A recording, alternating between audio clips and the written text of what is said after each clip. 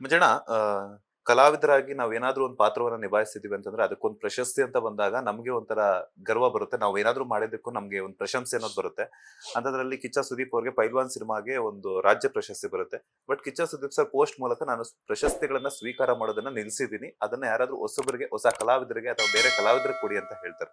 So ಎಲ್ಲ ಒಂದ್ ಕಡೆ ಅವ್ರು ಬಂದಿರುವಂತಹ ಪ್ರಶಸ್ತಿ ತಗೊಂಡಿಲ್ಲ ಅನ್ನೋಂಥದ್ದು ಅವ್ರ ಫ್ಯಾನ್ಸ್ಗೆ ಬೇಸರ ಇರುತ್ತೆ. ಅದ್ರ ಜೊತೆಗೆ ಅವರು ಹೊಸ ಕಲಾವಿದರಿಗೆ ಆದ್ಯತೆ ಕೊಡಿ ಅಂತ ಹೇಳಿದ್ದು ಕೂಡ ಒಂದ್ ತರ ಸ್ಫೂರ್ತಿ ಇರುತ್ತೆ. ಏನ್ ಹೇಳಕ್ ಇಷ್ಟಪಡ್ತೀರಾ?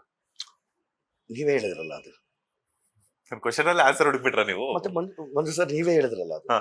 ಇವಾಗ ನೀವೇ ಹೇಳಿದ್ದು ನಾನ್ ಮಾಡಿರೋದು ಹೊಸಬರಿಗೋಸ್ಕರ ಸ್ಫೂರ್ತಿ ಸಿಕ್ಲಿ ಅನ್ನೋದು, ಪ್ರಶಸ್ತಿ ನಾನು ಸ್ವೀಕಾರ ಮಾಡಲ್ಲ ಅನ್ನೋದು, ಅವರಲ್ಲಿ ಆ ಪ್ರಶ್ನೆ ಆನ್ಸರ್ ಎರಡೂ ಅಲ್ಲೇ ಇದೆ.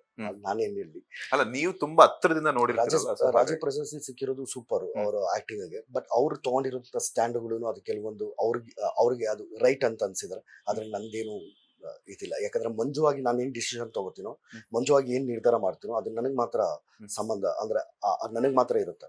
ಬಟ್ ಅದ್ರ ಬಗ್ಗೆ ಎಲ್ಲ ನಾವು ಯಾವ್ದ್ರ ಬಗ್ಗೆ ನಾವು ಮಾತಾಡಲ್ಲ ಸರ್. ನಮ್ದು ಸಿನಿಮಾ ಆಕ್ಟ್ ಮಾಡ್ಬೇಕಾದ್ರೆ ಸಿನಿಮಾದ ಬಗ್ಗೆ ಮಾತ್ರ, ಸಿನಿಮಾದ ಬಿಟ್ಟರೆ ಯಾವ ವಿಚಾರ ಯಾವ್ದು ಮಾತಾಡಲ್ಲ.